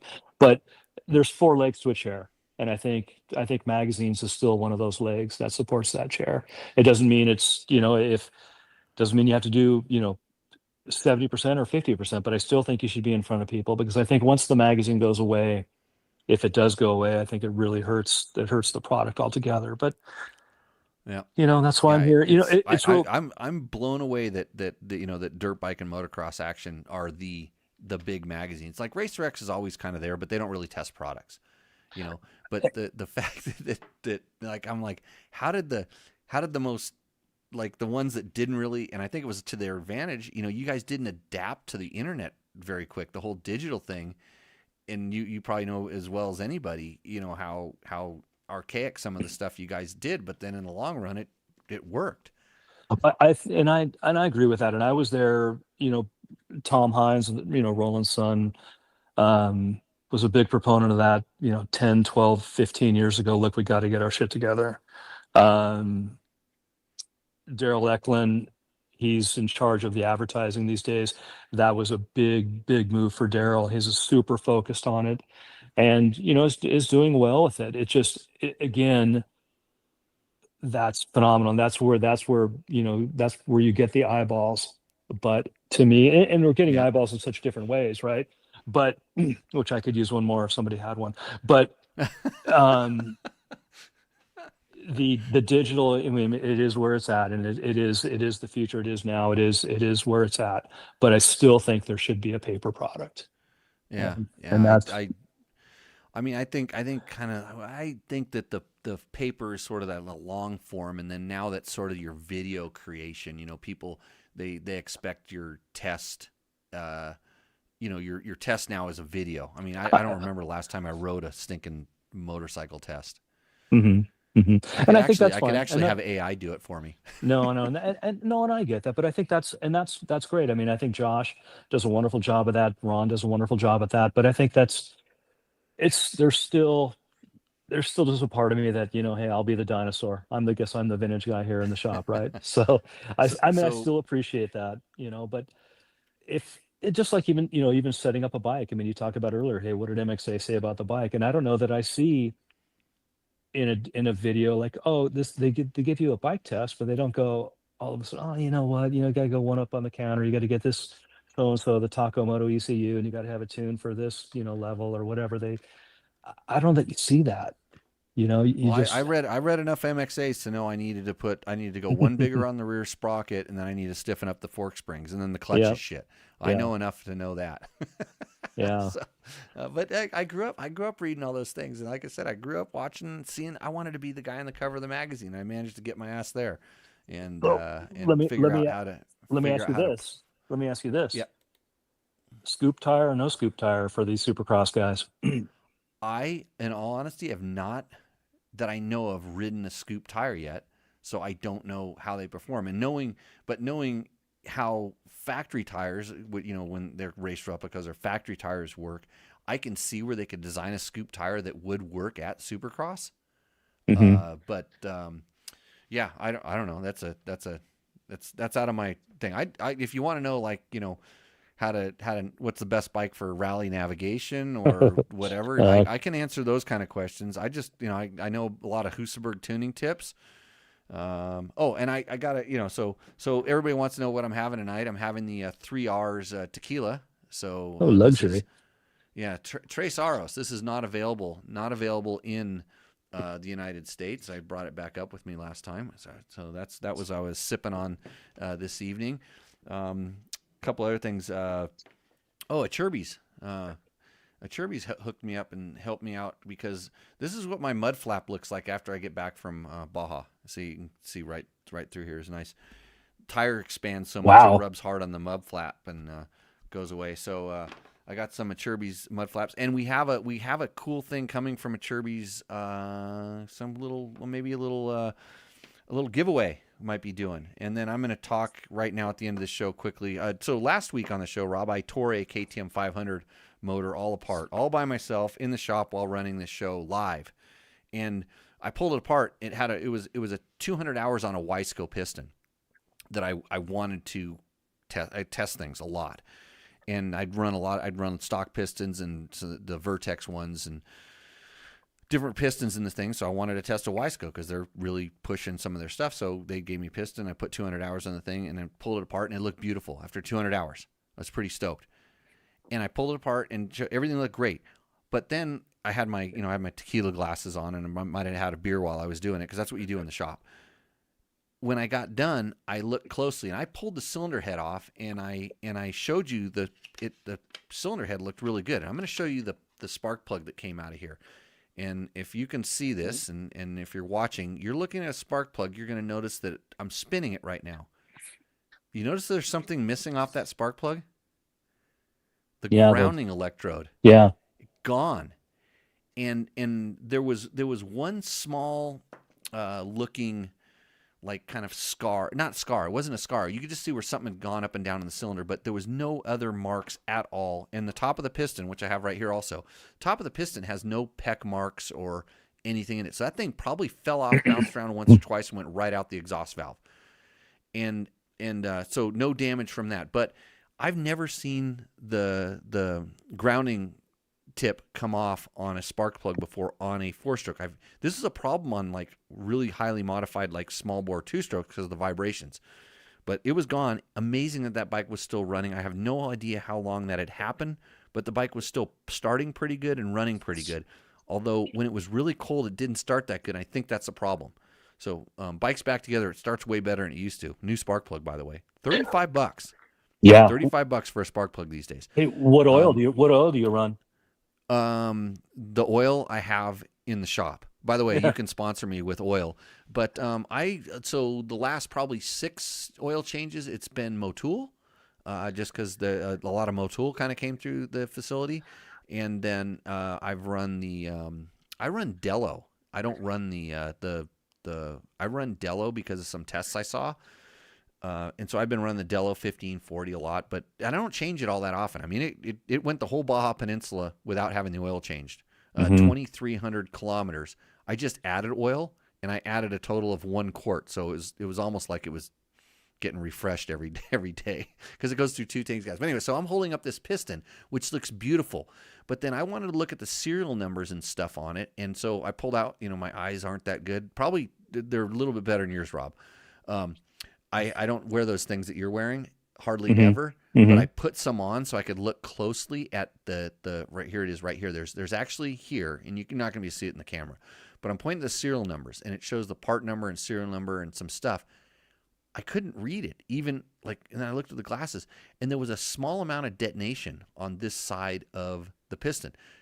No marks up on the cylinder head, but yeah, just trying to come clean. But I mean, you look at this 200-hour piston; it still has the the Mm-hmm. indentations and stuff like that. Mm-hmm. There's not a lot of rocking going on. You can see up around here, everything looks super good. But yeah, so pretty happy.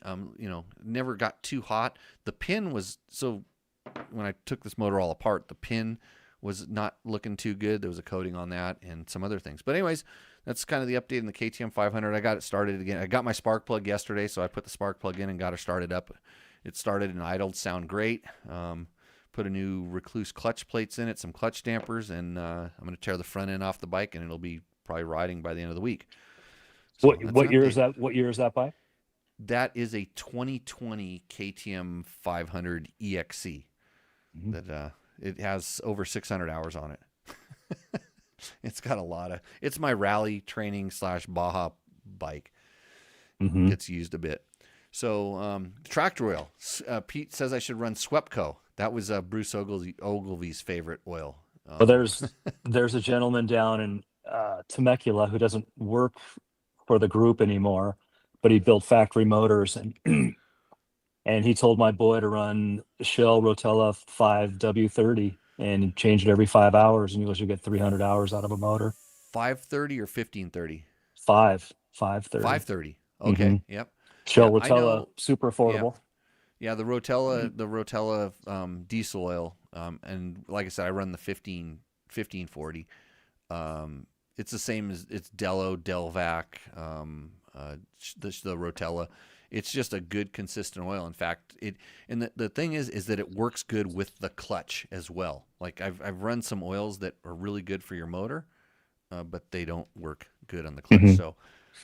Sorry for the lack of tech talk, but it was really awesome talking to Rob Metzger from High Torque, big competitor to the enduros. We used to try to beat each other at tiebreakers all the time back in the day. It didn't matter, if I beat you or you beat me, but it was just most important that we beat Polanski. Let's just say that.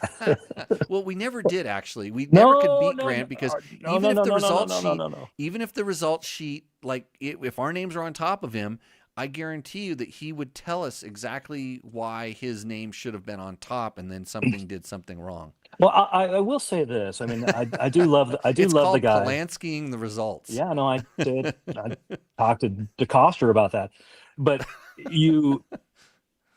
that guy has more results where he did better than I did for sure. But he can pull out anything from any year where he's like 5 spots ahead of me in every result. I don't know how he does it, because I've got results here that show different, but that guy's something else. But and still riding all the time. I get pissed off because he talks too much about locations. I'm big about keep your good location secret, and but good guy. No, he's doing well. He's doing super well. Good to see Steve Webb in the thing. Fun bench racing. Steve, I got to get you on the show too.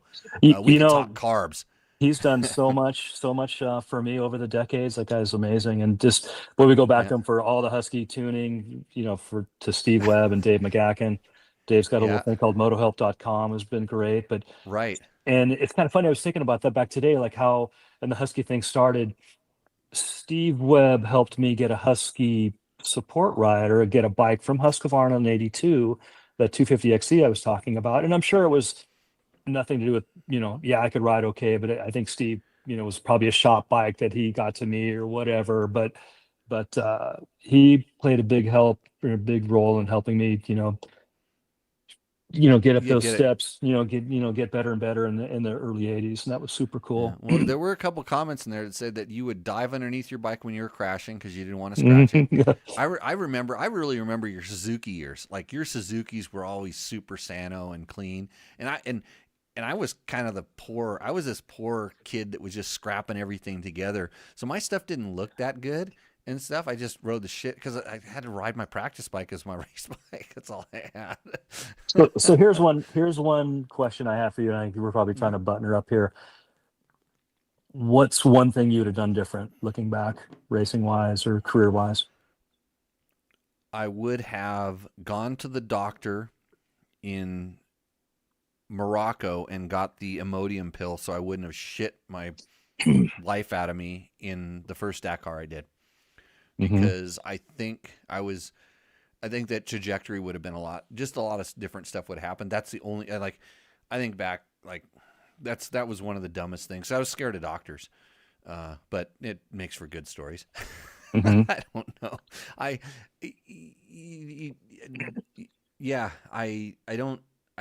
think everything kind of happens for a reason. I'm not a big believer in luck. I believe luck is a combination of hard work and dedication and having some skill at things. But I look back and I think I'm blessed to have got to the point where I still ride motorcycles for a living, Rob.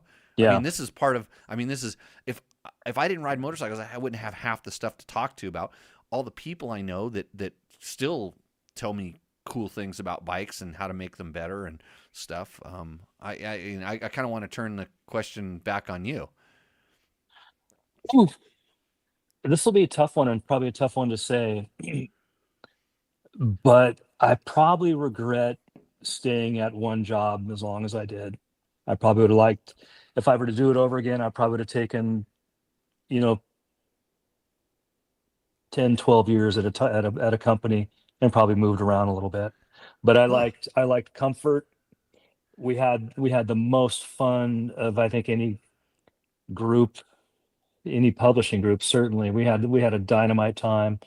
But part of me wishes I would have moved around just a little bit, not even at different publishing companies, maybe working for a manufacturer, or just doing something probably different, maybe. So that's interesting. Yeah. I it's just something that's crossed my mind over the last 3 or 4 years, that I either going to do a long run at one spot, or you've seen some people navigate. A John Eric Burleson, for instance, has done 2 or 3 different things, been super successful. There's people that have done a few things that I think have been good for them, good for their career. Yeah. And what are you doing now? I own, of all things, a rain gutter business in Idaho that I bought. An existing company. It was started in 1979, and it's that. It's a little bit of construction, siding. Water damage is a big thing up here, and it's something I really enjoy. It's am I semi-retired? No, but yes. I started 8. I'm done by 1. We make some money. Yeah. Got the kid working full time?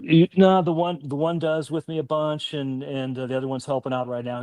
He runs a ski hill. Mitchell does, when you see that, rides dirt bikes, and he's so he's helping out a little bit right now. And there's some things happening that it's actually really enjoyable. And I don't know that I could ever be retired, because I think I'd go batshit crazy. I bought a vapor blaster and some other stuff in here so I can restore some bikes. A lot of Huskies. Yeah, I can restore Huskies in the winter, and Yeah. I'm chasing the golf ball around with Jeff Hicks a bunch, old motocrosser, and Okay. Yeah. just having a good time. It's bitching up here, and Did you buy anything at Meekum? You think my wife's going to hear this? I don't think she No, will. probably not. So I was driving down, and there was a 1984 250 Husky that was going for like $800, and I called a gentleman his name's Bill Masho in Santa Barbara, does a bunch of vintage stuff, and he buys things from there all the time. I called him, and I was like in Jackpot, Nevada, just across the border, about 3 hours from here, and I go, hey, I'm going to lose reception for like 4 or 5 hours. I go, if that bike is still pretty low, if it's like $1,700, grab it. And I get to like Pahrump, or not Pahrump. Yeah. I get like Paharangat, or whatever it's called. And he calls me up. He goes, "Hey, I got you that bike." Yeah, he goes, "I got you that bike for $800." So I did buy one there, but I was only the reason why I was going there, and it's a little mild plug, and I'm sure for the 14 people that are listening. I'm selling Casey Folks's collection of Husqvarnas. He had 36 beautifully restored John Lefevre Husqvarnas, and we're down into the teens now, so we still have a bunch of great bikes left, but they're 70 to 74 Huskies, and kind of the Steve McQueen era. Yeah. So that's been fun, and that's why I go down there a bunch, and that's I think ran into you there. You didn't buy anything there, did you? No, I was looking at Makos. I have a Mako thing, but I've got to get over my Husaberg thing. I'm seeing somebody about this as we speak. My wife she was kind of surprised that she got a new Husaberg about 2 months ago. Really? It was supposed to be a trade because I'm not allowed to buy anything new. I might have bought a Bobcat today, a tractor.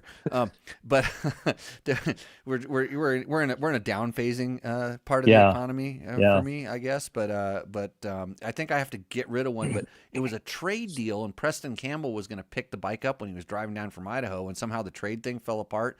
So I just wired the guy money and ended up with another Husaberg. So anyways, it was a trade. It was a trade. It was money for a bike. Yeah. Yeah, but the bike count went up. Yeah, and so that's not the thing. But if you want to get a hold of Rob for a Husky, reach out to Jimmy@dirtbiketest.com, and I'll put you guys in touch. It was super awesome talking with Rob. I one of these days we'll do it. We'll dive deeper into the editorial world. There's a lot of stuff there. When I get to Monkey Butt 2, I'm not like as published as this guy I know, this Jerry Bernardo guy. By the way, this is his new book. You can buy it on Amazon right now. It's called Written in Scars. It's a thin little book. It's got a lot of short little poems in it, and you should buy it and then write a review before you read any of them, because you might go completely insane. I will not read one of these before I go to bed tonight, just so you know. But do buy Jerry's book on Amazon. They're interesting. You could also get Coffee Brewed with a Graveyard Mist. I have a segment on the show. Maybe you could sell it for me because it hasn't been going that well, Rob. But it's the segment where you pay me to not read a poem out of Jerry's book. Wow, so that would be a tough sell. I think people might be into it. If you pay me, then I won't read a poem. But otherwise, because I have a way to do it.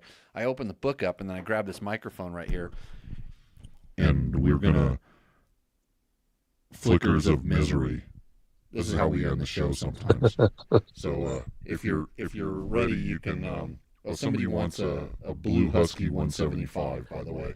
Got one. Peter Postel. So like a wizard, I spend my days floating over dips and valleys where head hangs low. With one smooth swing of the wand, I'll suck the sadness away. No black sheets cloaking sunflowers or throwing shade. When wedding rice sparkles in the air, glints of misery catch my eye. Like Houdini's last breath, I will make them vanish. Okay, so you can see why somebody would want to sponsor me not reading those. But the problem is I read those. Well, my eyes were kind of going a little crazy. I was having to adjust the thing. Some of them are good. He has this one. It was hand printed for me that he gave me, and it was like you had to like read it 5 or 6 times to think about, and then you understand why Jerry is Jerry. So good times. And he's in Vegas. Somebody right? wants me to call a priest. He's in Vegas, right? Yes. Okay. Allegedly. Oh boy. Witness protection. So right on, Rob. Okay. I am going to hang up on you, and thanks for coming on, and we'll see you. I'll do the close out of the show here. Okay. Thank you for allowing me. Thank you for allowing me. Cheers. Yeah. Yeah. Best to all of you guys. Good times. See Okay. ya. Cheers. Bye. That was Rob Metzger, everybody. He is a longtime desert enduro rider, really long time ad salesman at High Torque.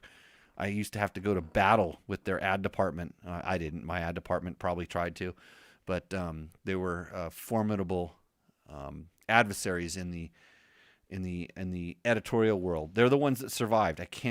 Still can't believe it to this day, but I probably killed Dirt Rider. Other than that, thanks to all our sponsors. Thanks to Yamaha. Thanks to Taco Moto, where we did not do Roostereno this show. Bulletproof Designs. Chirby's is going to come on here pretty soon. They got a kind of a cool thing we're going to do. Scott goggles, still wearing those.